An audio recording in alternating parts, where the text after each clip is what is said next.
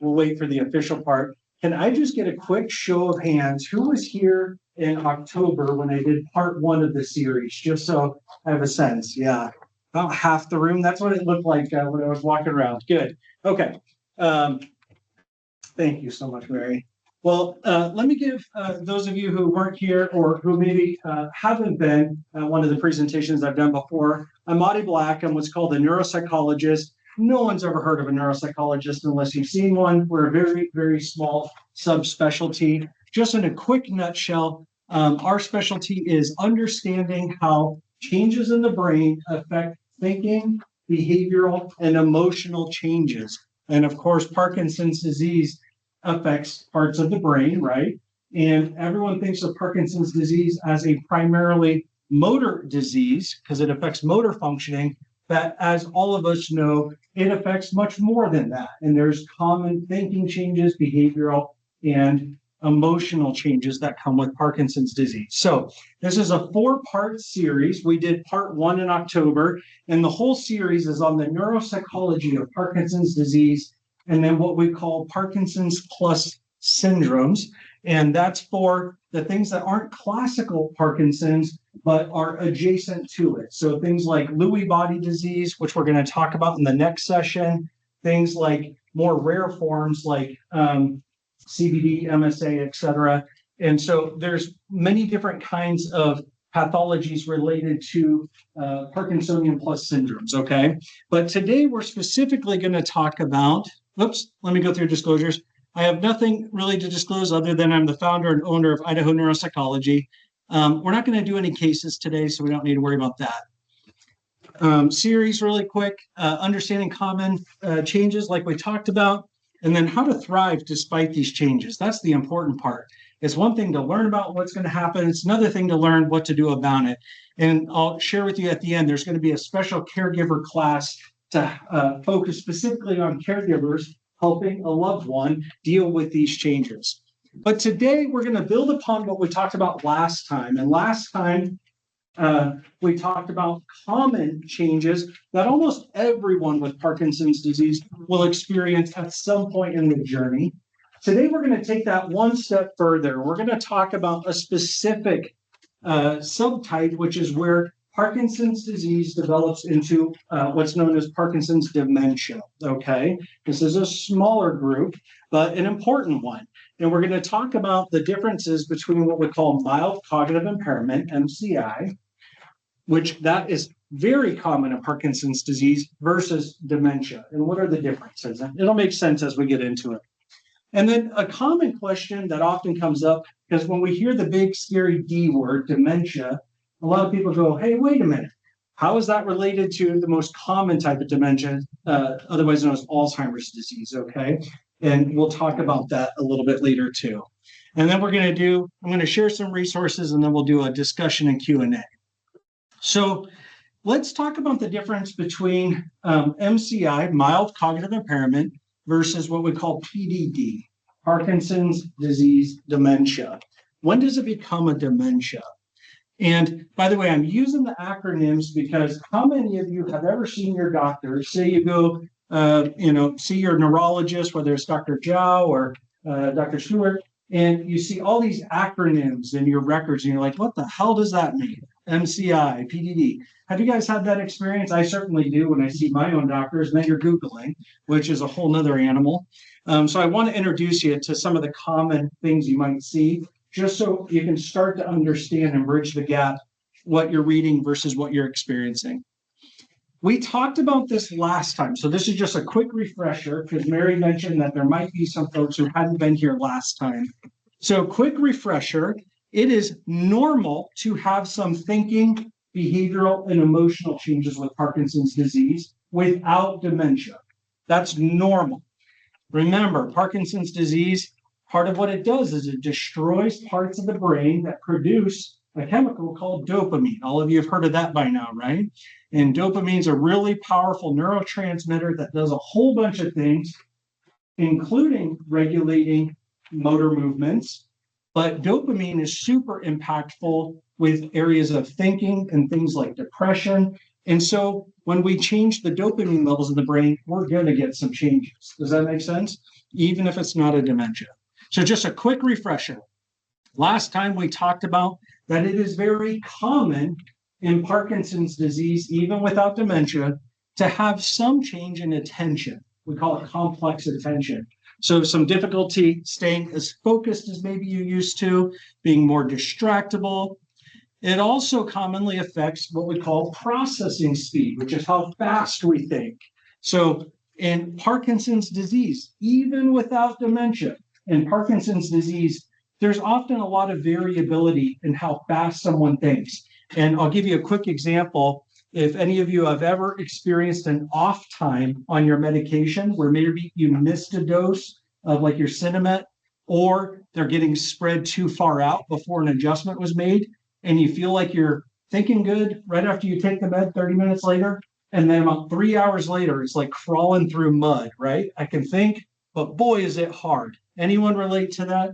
Have you experienced that? Yeah, this is super common. And so that would be highly variable processing speed. When we're on med at the right dose at the right time, we're thinking pretty good. And then all of a sudden, just slows way down, like crawling through mud. Is this just beyond old age? Yes, this is beyond old age. So, Tony, there's old age in all this too, dang it. And buddy, I hate to tell you, but you are older than the last time I saw you. I'm not, of course, but most people, we age every day, right? All of us are going to have some thinking changes as part of getting older. And I hate to break that to you. You're not a young pup anymore compared to when you were 20. And until we invent that time machine we're all hoping for, we get progressively older every day.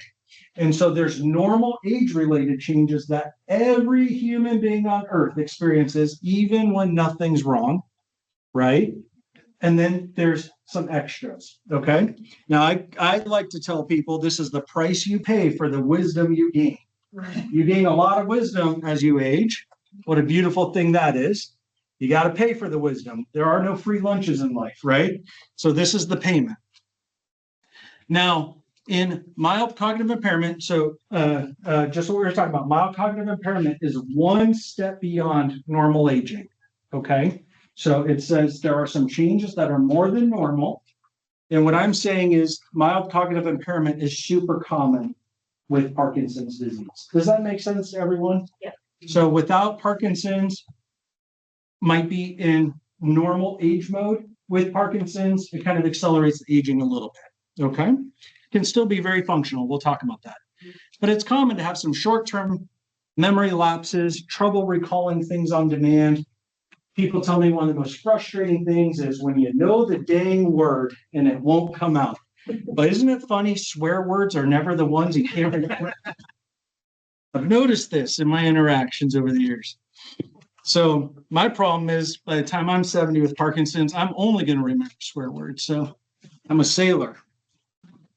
We also tend to see with mild cognitive impairment and Parkinson's something what we call executive dysfunction, or problems with the more complex parts of our thinking, like complex decision making and things like planning and organizational problems. So if any of you, again, picture being off medication, either you miss a dose or the timing was spread out too far, and get almost crippled by indecision. Does that make sense? Staring at the sock drawer and don't know what to grab. Hopefully socks aren't that hard, but you get where I'm going.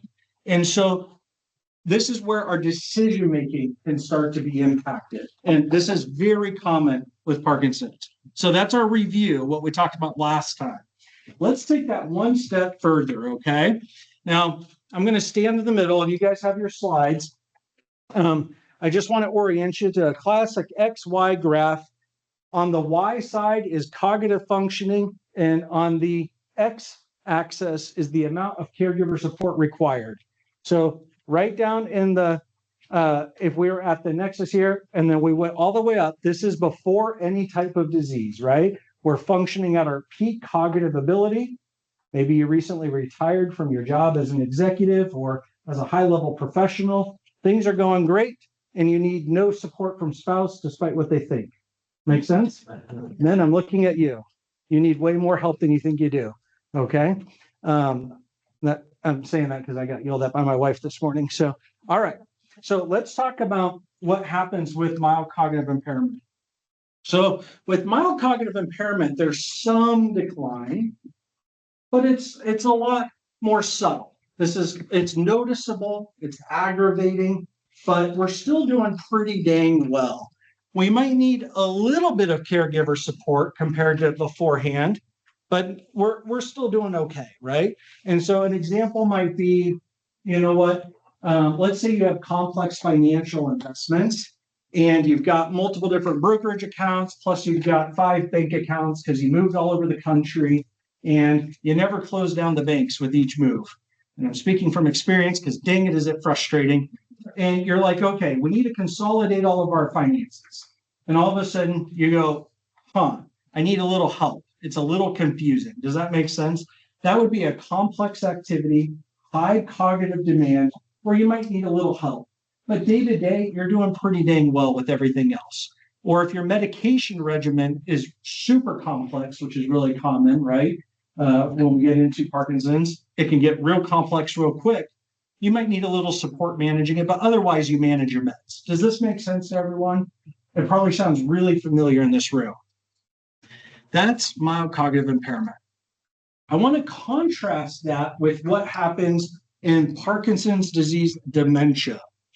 Let's just call it Parkinson's dementia. Here, we have a much sharper decline in cognitive functioning.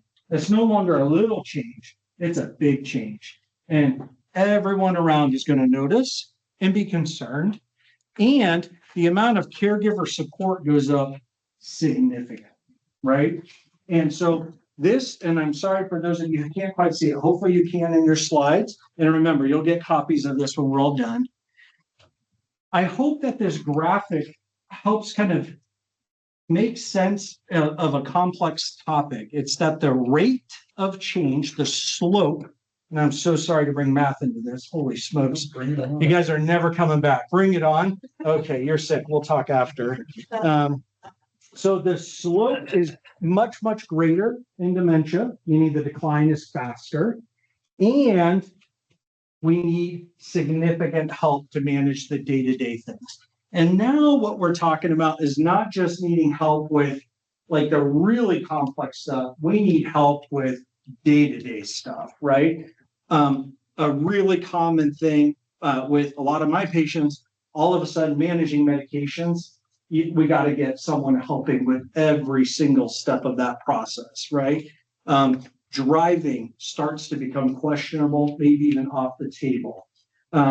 Managing finances becomes so challenging that usually a spouse either totally takes over or it's heavily assisted and the spouse is kind of managing it, but we're just talking about the principles. Does this make sense? And so this is one of the key differentiators between MCI versus Parkinson's dementia. Now, for those sharp cats in this room, you noticed a little point where things got worse. And there's a couple different terms we use. One is called an inflection point, and that's the point at which we go from mild cognitive impairment to a dementia. And it's kind of a qualitative change. Does this make sense? This goes from concerns are small to, pardon my language, oh shit, my hair's on fire. And it's almost always the caregiver whose hair is on fire, right? Because all of a sudden, their plate just fills up with all the activities that they were sharing with their loved one who has Parkinson's dementia. And now they have to do all or most of it. And the caregiver just about loses their mind, right? That's how that typically plays out. I want to highlight a term you may have heard, and it confuses everyone. Kind of a common term is we say a conversion to dementia. We converted to dementia. All that means is we went from one category to another. Does that make sense? We converted over, okay? So what are some of the common changes? And again, this is review from last time for those of you who weren't here, and then we'll extend it for those who were here before. Some really common changes in behavior include social isolation. Very, very common with Parkinson's disease. And it's why it is so important that you're here and you're connected with this incredible community. And you come to Delay the Disease and you go to Rock Steady Boxing. You're getting out there and you're staying socially connected. But boy, that's a fight, isn't it? That's something you have to actively work towards. It doesn't just happen anymore because social isolation becomes the norm that you have to fight against. And so huge kudos to each of you for showing up. Get out of the house, force yourself to get out there, but you will have to fight to do that. We talked last time that there's a lot of things that impact the social isolation. It's more difficult to travel places. You might be concerned about how your symptoms will be out in public. Am I going to have an off time? Or what happens if there's other symptoms that sometimes people have, things like incontinence and other things that may be socially embarrassing. And then, of course, we just have less time available because everything takes longer and we tend to see way more doctors. I tell people it becomes a part-time job just going to doctor's appointments, right? And so does this resonate? I'm seeing some head nods. It's also common to have sleep problems. We talked about this last time. And with Parkinson's disease, as you're probably aware, there's a specific type of sleep problem that is much more common than in the general population. It's called REM sleep behavior disorder. Anyone ever heard of that before? Okay, a couple. So REM sleep behavior disorder is when there's a breakdown in our normal sleep process. And remember, our brain does not know the difference if we're awake or asleep. So the same parts of your brain that fire during the day, fire at night when you're sleeping. The difference is we're chemically paralyzed. And when you're chemically paralyzed, you don't act out what you're thinking. But in REM sleep behavior disorder, and a neurologist would kill me because I'm way simplifying this. In REM sleep behavior disorder, that process breaks down. You're no longer chemically paralyzed, and your brain is really active, like you're awake, and it destroys the REM sleep stage of our sleep architecture, and people start acting out their dreams, punching, kicking, biting, flailing against their spouses, and spouses can get injured. It can be terrifying. The person who has the disease might fall out of bed while they're asleep. It's not sleepwalking. They fall out of bed because they're so active, right? Or they might injure themselves. The dreams tend to be very vivid and often have a distressing quality about them, meaning they're not pleasant. It can be kind of like a nightmare, but extremely vivid to where it feels as real as day. And that's because when we lose that distinction between sleep and wakefulness, it kind of is as real as day. You're just supposed to be sleeping. And so this can be a very distressing disorder. There are medications that are very effective for it. So if you're having any of that, talk to your doctors, and especially your neurologist, and they'll add something in. And then we talked a little bit last time that hallucinations, specifically visual hallucinations, illusions, and delusions are common. Let me break each of those down. A hallucination is when you see or hear something that's not there at all. Now, you can have it for taste, smell, touch, but in Parkinson's, the most common is a visual hallucination. So I might see small kids or animals, and they often can be quite real looking, as opposed to just seeing like a flash or a glimmer. It can look real as day. So a hallucination, something is not there, but it looks like it's there.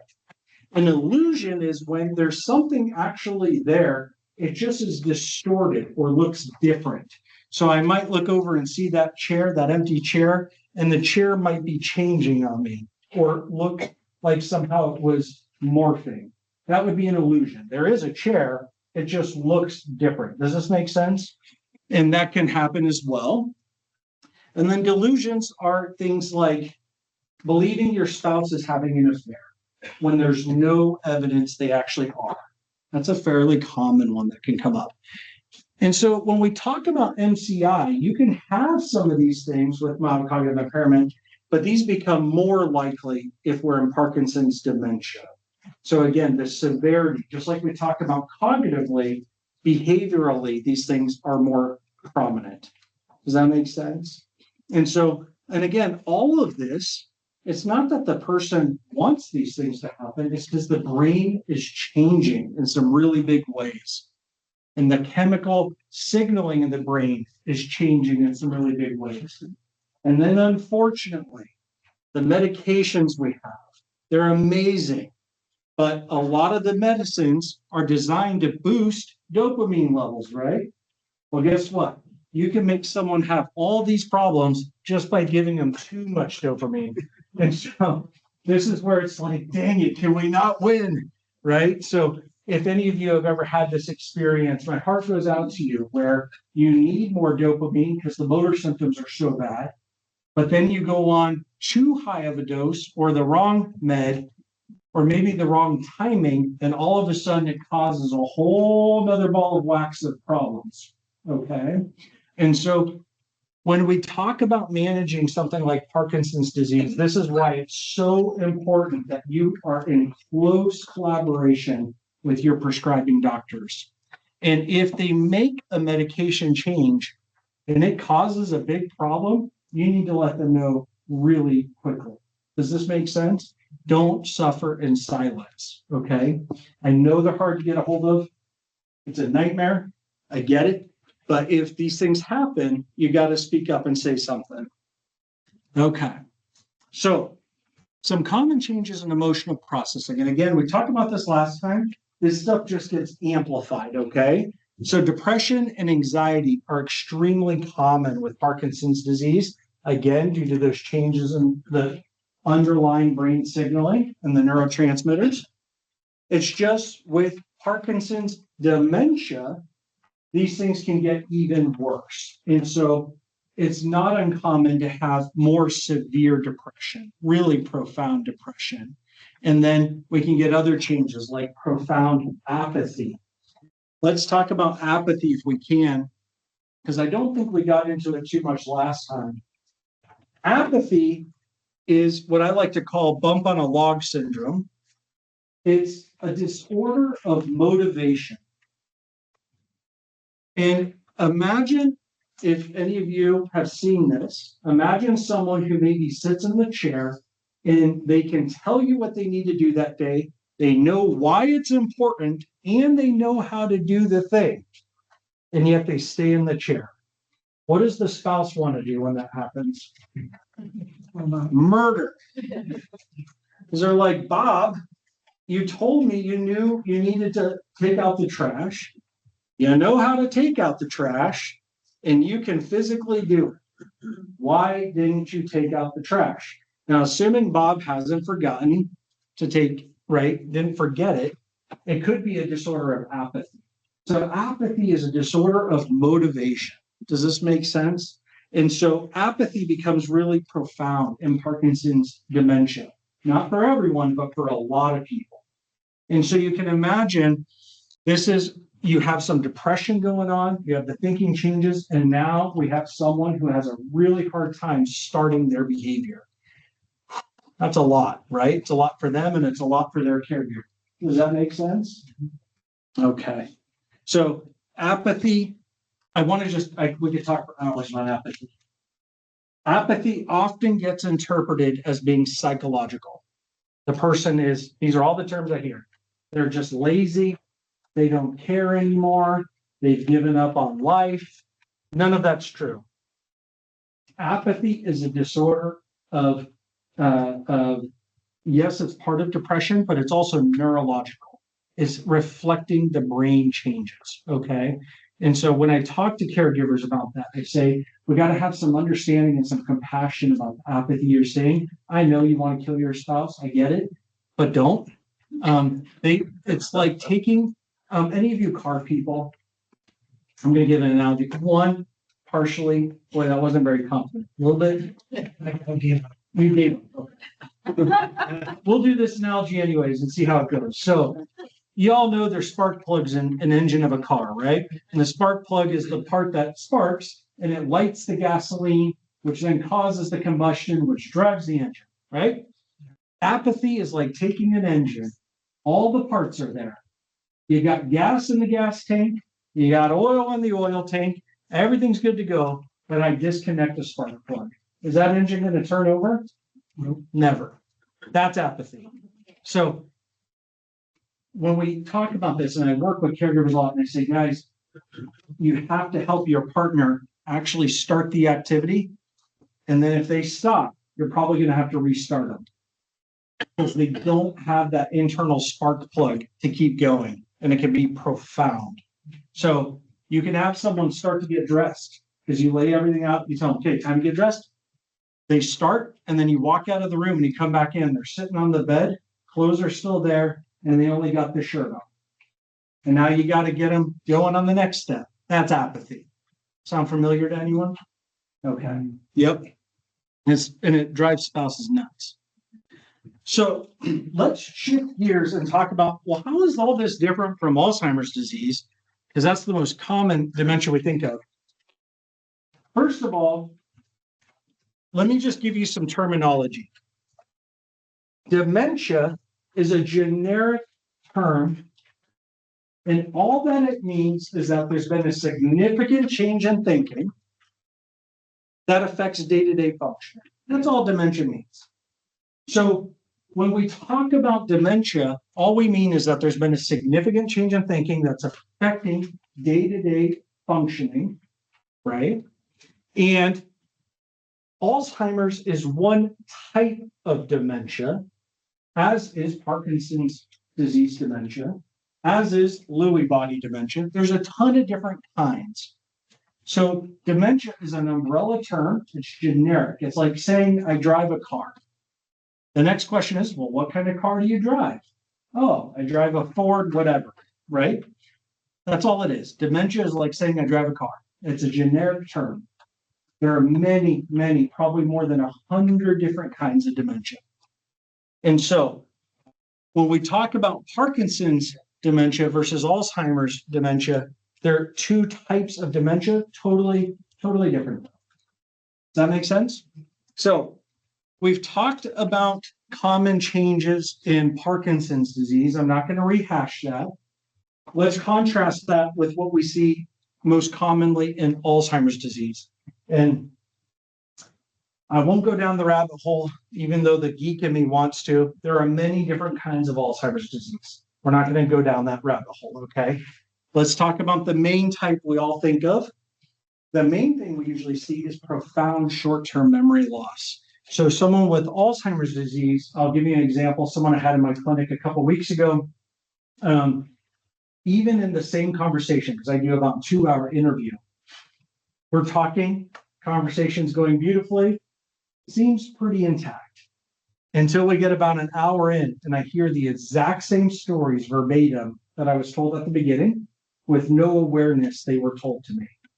We get another hour in and I hear the same things again. And then I get done and I ask kind of some reference questions about what we talked about 2 hours before, and it's gone. And there's no awareness that we even talked about it. That's classic Alzheimer's disease.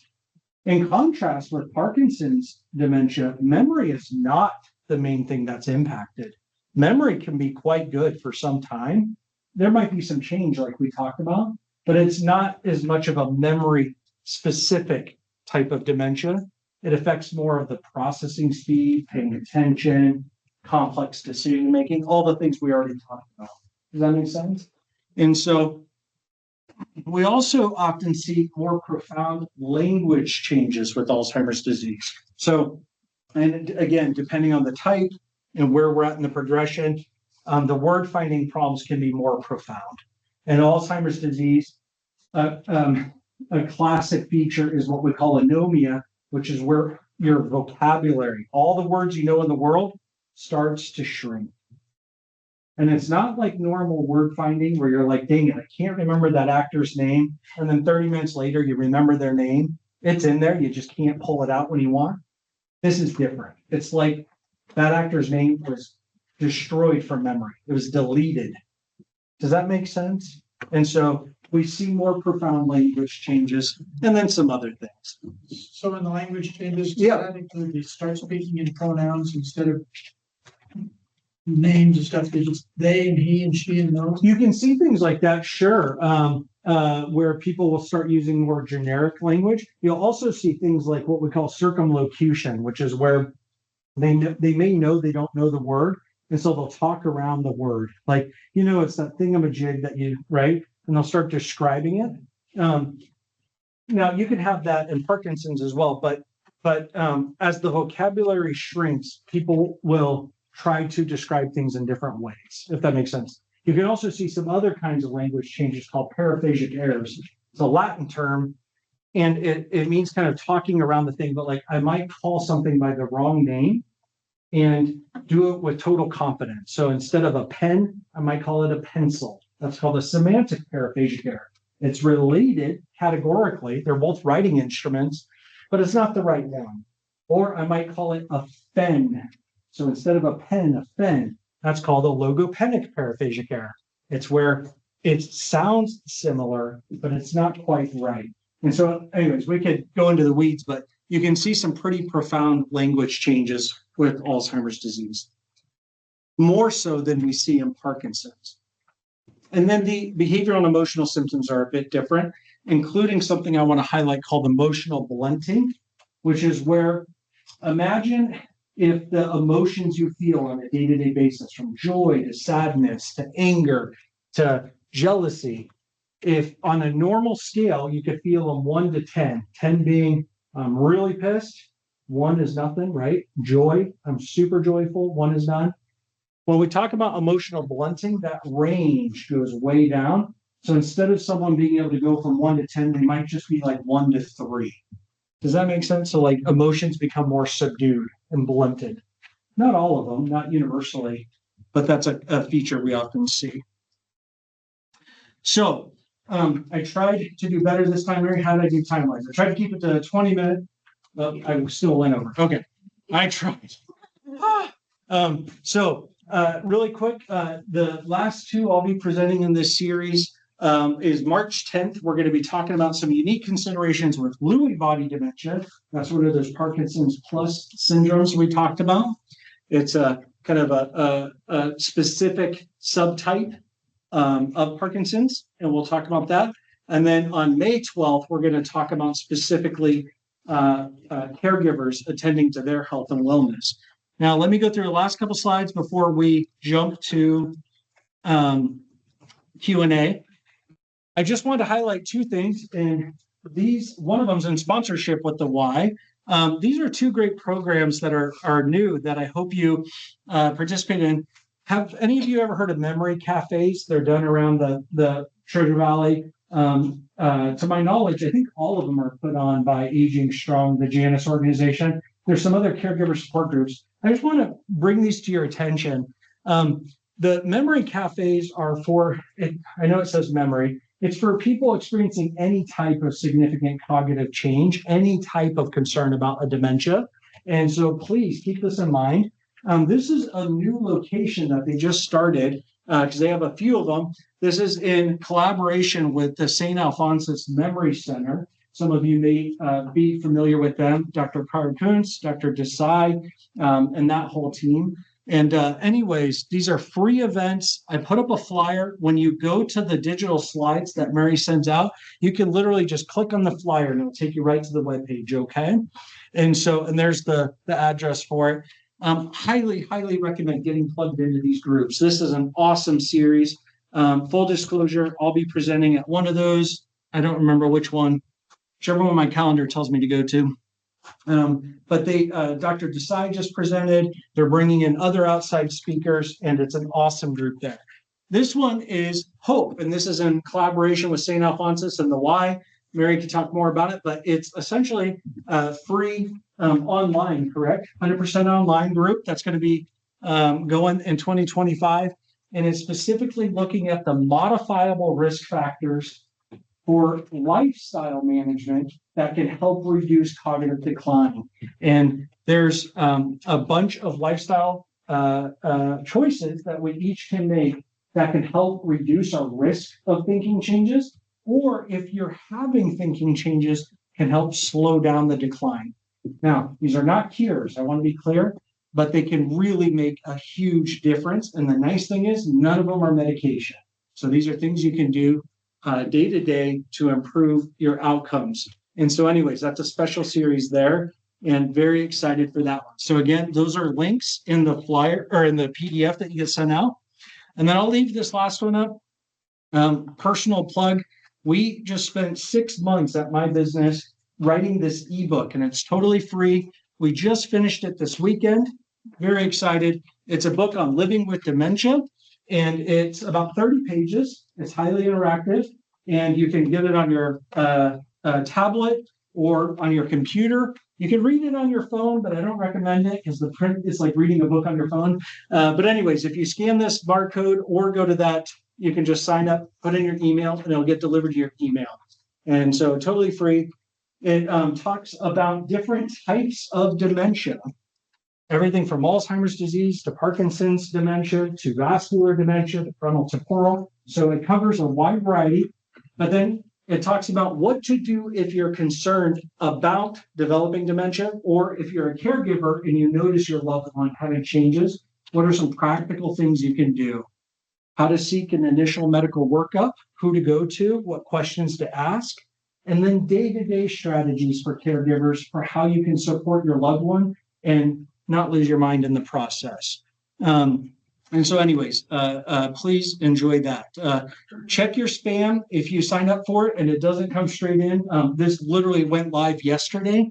And so until Google and all those programs realize we're real, they often go to spam. So my apologies for that. There's nothing we can do, but check your spam. So with that, let's have a discussion. So what would you like to talk about related to either what we talked about today, or we can talk about broader topics, right?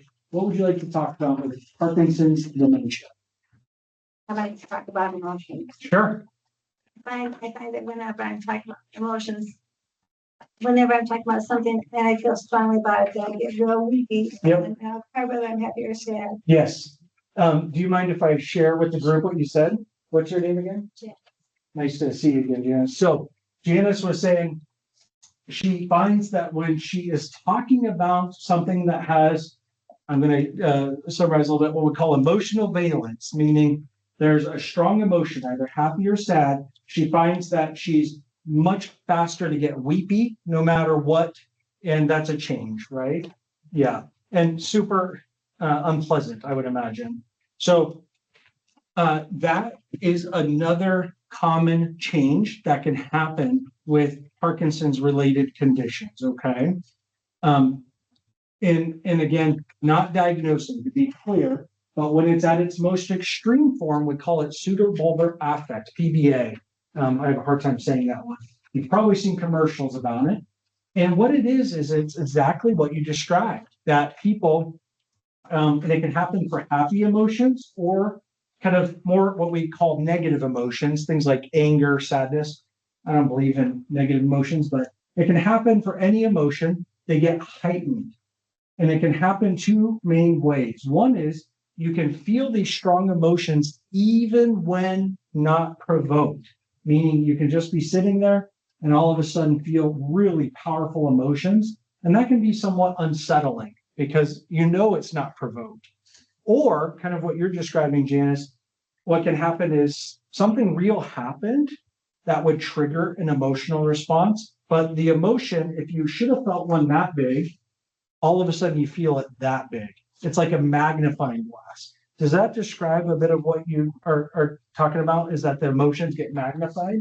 Yes, but it's also, I'll laugh out loud. Yep. I'm talking so. Yep. Totally. That's what we're talking about. So she mentioned even when talking with someone, she might laugh out loud even when they don't mean to. Can I tell you a story to make you feel better? Okay. You can get this for lots of different reasons. It's just a sign of brain change, okay? And so you can get it in other conditions besides Parkinson's disease, including certain traumatic brain injuries where you get whacked on the head. I was working with someone, a first responder, who had a severe traumatic brain injury. okay? And this is a big, tough guy, tear your face off kind of guy. And he had the same thing you're describing, but his was primarily around laughing. And he would laugh at horrifically inappropriate moments of time. And on some level it was funny, but on other levels he was deeply disturbed by it. And his would go on for up to 30 minutes. And so I'm interviewing him one day, and I said something that it honestly was, and I'm a funny guy, don't get me wrong, guys. It was not that funny when I said it. And I just said something that had slight humor, and he could not stop laughing. And when I say he couldn't stop, I'm talking gasping, bent over on the table, closing his eyes because he's so embarrassed. And it went on for about 25 minutes. And I just kept interviewing the spouse, let it go. And then at the end, he's like, I'm so sorry. And then he cracked himself up again. So anyways, so as with all things in life, these things happen on a spectrum from mild to severe. Now that was a pretty severe, debilitating. And then it can also be more mild, but where it's uncomfortable and maybe a bit obtrusive and annoying. I would just say this, it's great that you're aware that it's happening. If you're talking with your loved ones, you might explain to them, this is just part of my condition. If it happens, just ignore me and I'll be back with you momentarily, right? And so if it's something that's deeply bothersome to you, you can talk to your doctors, and there are some medications they can try. I actually don't know the efficacy, meaning how effective those meds are. I don't know the stats off the top of my head, but it's something you could talk to them about. But sometimes if it's more on the mild side, I'm a big fan of just behavioral intervention because it's free. And so it's something that you can just share with loved ones, right? Does that make sense? So totally normal, guys. Totally normal. Great question. What else would you like to talk about? You mentioned it back at one of the earlier slides, you got mild cognitive impairment, then you go down to Parkinson's dementia, that inflection point. Mm-hmm. That makes it sound like you're fine on Thursday, then on Friday you see a change. It's usually Saturday, but go ahead. Yeah, how does that change? The inflection point is. Yeah, great question. Great question. And I'm going to add an answer to a question you didn't ask, but I know you guys are thinking. Are you ready? Right. The question is, well, how many people develop Parkinson's dementia? Because everyone's sitting there like a cat, gripping the chair, like, oh my God, here I go. It's not that way at all. It's a small percentage of people who develop Parkinson's dementia. So a much larger percentage of people have mild cognitive impairment. That is more common, especially the longer you live with the disease, okay? But again, those are subtle changes, right? The Parkinson's dementia becomes more likely the longer you have the disease. And I believe with this one, men are more likely than women as an odds ratio, whereas Alzheimer's disease is like 2 to 1. Women are way more likely. And then the more severe the symptoms are, right? And if they're poorly controlled, those kind of things. So to answer your question, if someone's going to convert from mild cognitive impairment to Parkinson's dementia, the question was, how fast is that transition? It's a great question. And the answer is a little bit complicated. So I'm going to give you some rough rules of thumb, okay? And this one, you're going to think I've lost my mind, and you're going to run me out with pitchforks.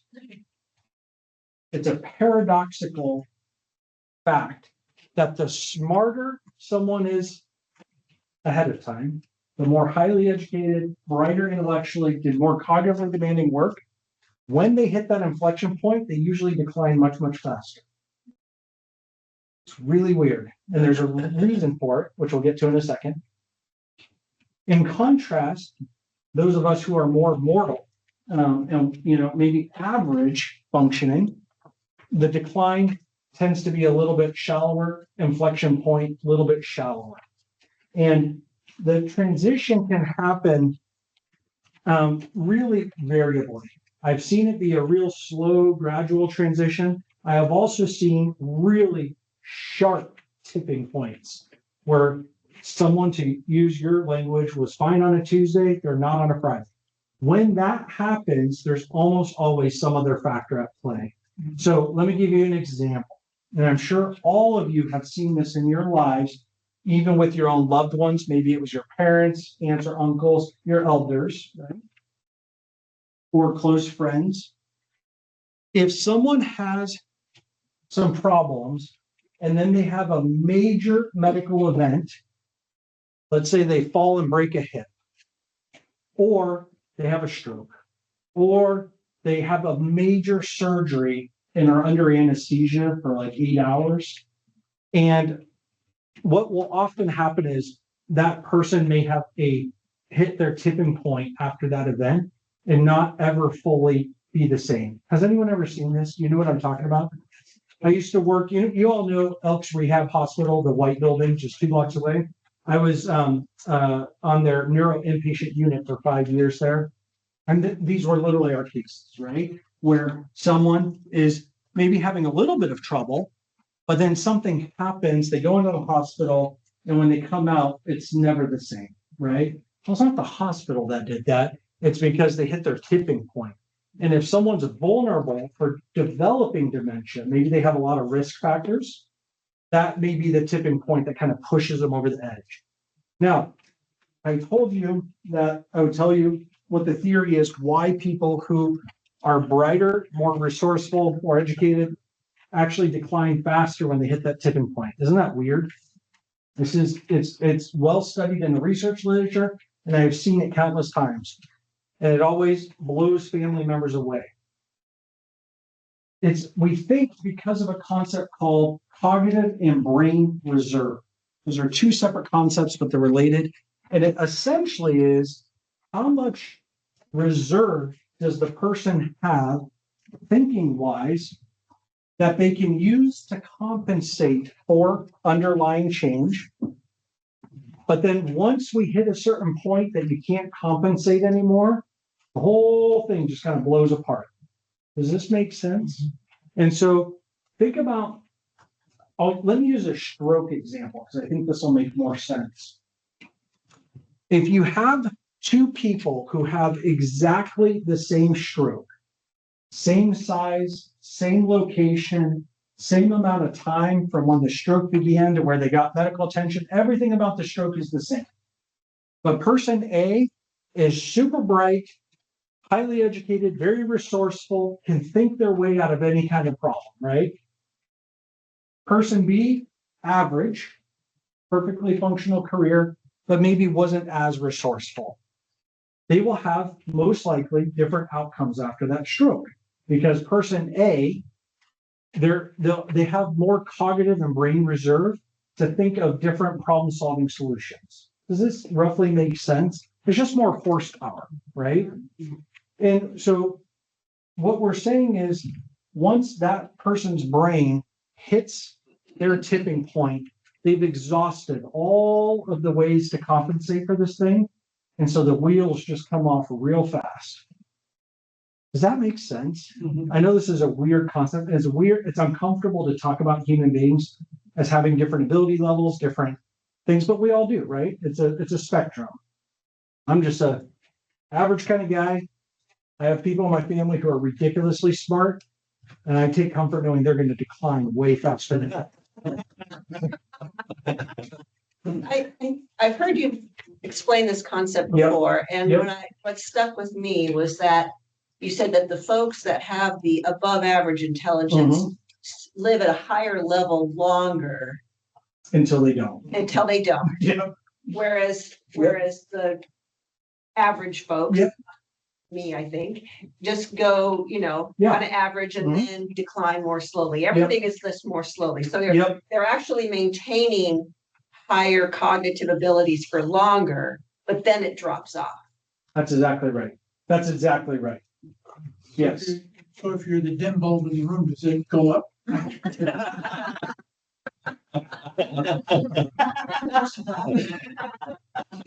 think we call that wishful. No, sadly. But it's such a fascinating concept. It really is, And the reason I bring this up is not just intellectual. I have family members, and what happens is they'll come in a state of shock because they'll be like, my God, mom was fine. She's a ridiculously talented person, a retired executive at some level. Spouse died 20 years ago because men, hate to break it to you, we die way earlier because we're dumb. And they're like, she's been widowed 20 years, doing great, kicking butt, taking names, right? Running the farm. And then all of a sudden, things just went haywire. And they're like, what happened? And it's like, well, your mom was really bright. And all of a sudden she hit her tipping point, and we just go. But the reason I bring this up is because clinically, those family members are usually underprepared because they've been lulled into a state of complacency, right? And the decline can be so fast, it can be shocking. And then all of a sudden, that's why I call it your hair's on fire. And so, anyways, this comes up a lot in the clinic, just for who we work with. So, what else do you guys got? I think, did I see a question in the back by it? I answered yes. So kind of related to that. Yeah. If there is a person, let's say that they're that super Yeah. bright intellectual individual, and they get their diagnosis early enough that they're like, oh shit, I'm gonna dull. Can I dull myself? Can I dull my brightness? Now that's gaming the system. I like it. No, you can't dull your spot. But remember when I talked about, just to go back real quick, the modifiable risk factors, what you can do. So the question for those who maybe couldn't hear it on the other side of the room, the question was, if you're one of these really, really bright people and you get diagnosed early, which I love your focus on that. We get diagnosed early. So we're aware there may be a problem down the line, right? Can you kind of dumb yourself down so you don't decline as fast? I say that's not the answer. And we never recommend head injuries, by the way. So don't go out and smack your head against the wall. But what you can do is engage and modify lifestyle risk factors that can help slow down rate of decline. And again, I want to be very, very clear about this. We're not blaming anyone for developing dementia. It's not that. Is that these are things that can help slow down rate of decline and can lower risk, okay? And so that's where I would tell someone to focus. If you get diagnosed with like MCI early, you still have a lot of your thinking abilities around you and you're highly motivated, this is the stuff we work on because we know this can work. And if you want, I'm happy to go through some of those things with you. Okay, yes, okay. A bunch of the modifiable risk factors are outside of your control when you get to the point of being diagnosed with, let's say, MCI. But here's the big ones. And none of these are earth-shattering. You've heard all of them. But I want to emphasize we know this stuff works. There's a huge amount of research behind this stuff, okay? So it sounds simple, but it works. So number one, if you're doing any kind of risky substances, and we're going to put tobacco in there, or drinking moderate or more alcohol, first thing to focus on, cutting back on that stuff, okay? So risky substances, we want to reduce those. Number two, if you have underlying medical conditions that could be contributing to your thinking problems, you've got to get those taken care of. I'll give you a common one that everyone hates to treat, but it really makes a difference: sleep apnea. Everyone heard of sleep apnea? The treatment is not super pleasant for most people. Every now and then I get a really odd character in my office who's like, I love my sleep apnea. I never hear that, right? It's very rare, probably 1 in 100. Most people hate their CPAP or their BiPAP. It's uncomfortable, it's loud, although they're getting way better just in the last few years. But if you have untreated sleep apnea, treat the sleep apnea. It lowers your risk of heart attack or stroke by 10-fold. And it also can cut dementia risk substantially. So if you don't treat sleep apnea problems, right? That's an example when I say if you have a medical risk factor, treat it. Other big ones are high blood pressure. They're going to put you on a blood pressure med. High cholesterol, probably get put on a statin, right? So those kind of things. Does that make sense? So first one, lower your risky substances. Number two, take care of the medical stuff that can be contributing. Other modifiable risk factors. By the way, how many of you are American in this room? American? You're going to hate this one. Are you ready? Heart healthy diet. Americans hate this one. Our standard diet in America is the opposite of heart healthy. I am going to be a hypocrite for a second because I love hamburgers, French fries, and milkshakes and corn dogs. Guess what I should not be eating? Hamburgers, milkshakes, French fries, and corn dogs. We know that diet, and all of you have been attending, it looked like a lot of you are attending the diet part of this series, is that right? So I won't belabor this point. We know that diet can make a huge difference in cognitive and thinking outcomes, which is really wild, right? So eating a heart healthy diet. I won't belabor that. Go to the dietetic series if you haven't. The next one is engaging in routine, moderate exercise. Now, I know this one's tough, especially if you have Parkinson's. I get it. But that's why there's programs like Delay the Disease, rock steady boxing. There's cycling programs, etc. It's because we know that exercise can actually help slow down cognitive decline. And so I tell people, you don't like meds? How many of you love medication? Like you want your doctors to prescribe way more? Anyone? Okay, I was going to say. Many as I can. Yeah, as many as you can. All right. So everyone wants to lower their meds, right? You want to lower your meds? Change your diet, start exercising. You can cut out a ton of meds with those two if you take those seriously.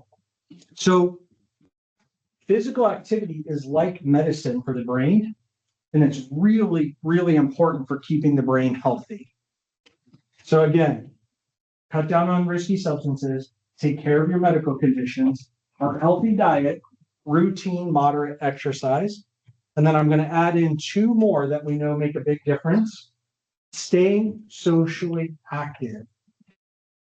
Being around other people is really good for the soul and your brain. Okay? We are social animals. We're meant to be around other people. Now, there's a caveat to this. Life is too short to be around jerks. If you have toxic people in your life, spend less time with them. And I come from a very interesting family. I know what this can feel like. I have an amazing side of my family too, but truly be cautious about who you're spending time with. If your blood pressure goes up every time you talk to someone and you want to scream, cry, run away, maybe don't talk to them as much or do it in smaller doses, right?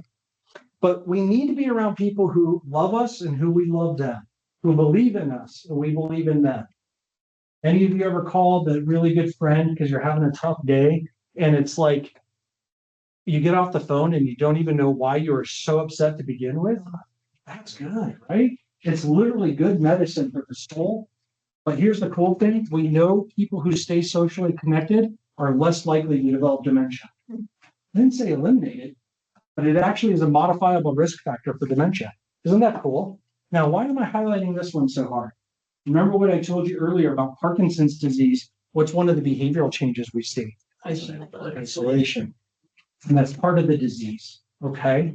So remember earlier when I said you really got to fight against that and you got to push to get out there? That's part of why. Okay. Does it make sense? So, yes, sir. What about the literature that suggests that statins contribute to dementia? Yeah. So I'll give you two answers. One is flippant, one is more serious. The flippant one is I don't buy it from what I've seen of it. The more serious one is there may be a subgroup of people that it could cause some issues for, but in general, when they look at really good, rigorous, high quality studies across large numbers of people, there's no effect. That does not mean, so the statistician in me, back when I was in my graduate training, I went to a tier 1 research program where they were training researchers, right? So my mentors are deeply disappointed in how it turned out because I'm a clinician. But back then when we were doing a lot of stats, the thing that I've always come away from is a sense of humility that, okay, so that may be true across people. huge sums of people, 500,000 people. That's what these studies are, right? Across 500,000 people, there's no effect. That does not mean that if there's some subgroup in there due to a genetic vulnerability or some other comorbid, factor, that there's not a subgroup that could have a negative outcome. We just don't know what it is yet. So this is one, and I know I gave you a very long answer, but statins in dementia, we do not have good, high quality evidence that across all people, statins cause that problem.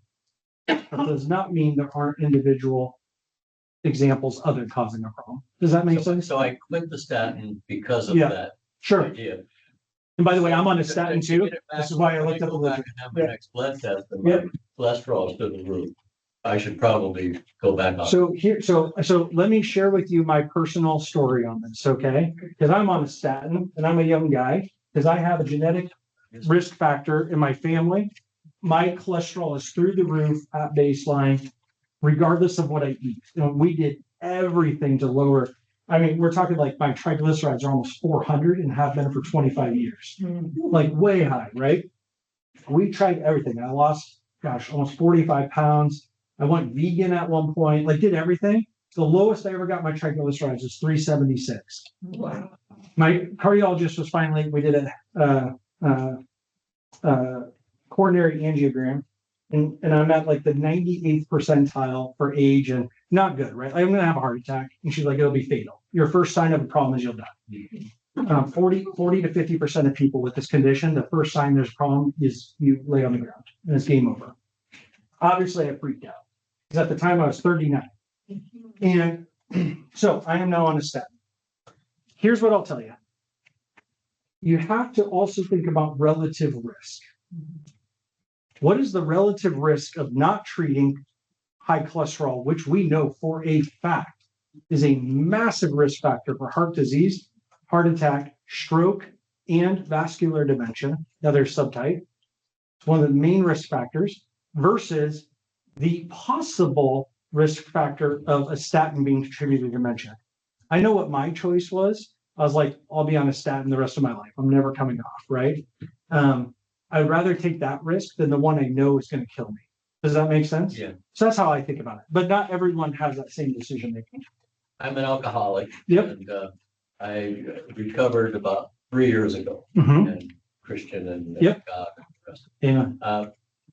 What is the recovery of the brain After alcohol. from a long Yeah. length of time drinking? Yeah. So you're not the only one in this room, I promise you. Okay. So here's the good news about when I say lower risky substances, and I'm going to broaden that to not just be alcohol, but also tobacco. Tobacco and alcohol both affect the body in pretty negative ways. There's some debate about some types of alcohol or some components of alcohol that might be good for things like the heart. Here's what can I tell you for the brain. No alcohol is good for the brain. Okay.